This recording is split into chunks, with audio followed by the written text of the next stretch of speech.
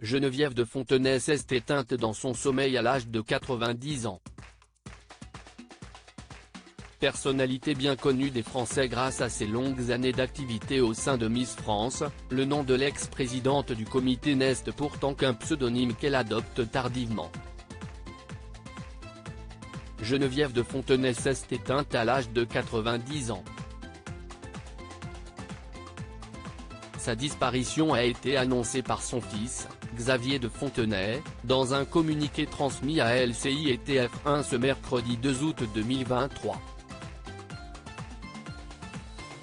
Miss Élégance 1957 n'est plus, a-t-il déclaré.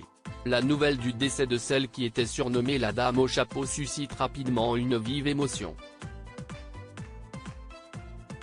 Les hommages pleuvent du côté des personnalités qui saluent en nombre la mémoire de la nonagénaire décédée des suites d'un arrêt cardiaque dans son sommeil.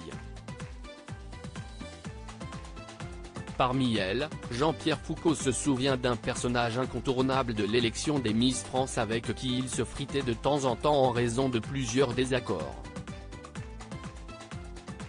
Sylvie Tellier, sa remplaçante à la présidence du comité Miss France en 2009 avec qui les relations ont très longtemps été tendues, écrit quant à elle, c'est toute une page de l'histoire Miss France qui disparaît avec elle. Elle restera à jamais dans nos mémoires et particulièrement dans la mienne.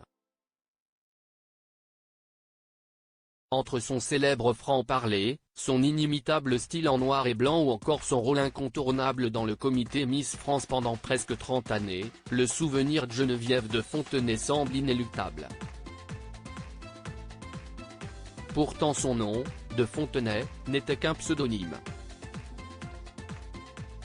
Un patronyme adopté dans sa vingtaine née Geneviève Suzanne Marie-Thérèse Mühlmann en 1932, ce n'est qu'à l'âge de 22 ans, lorsqu'elle croise la route de son compagnon Louis Poirot, qu'elle se renomme Geneviève de Fontenay.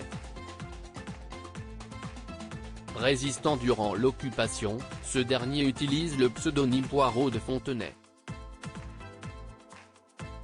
La jeune femme se renomme rapidement comme son aînée de 30 ans qu'elle aima jusqu'en 1981 avec qui elle donna naissance à 2 enfants, Ludovic et Xavier, nommés Poirot de Fontenay à l'état civil.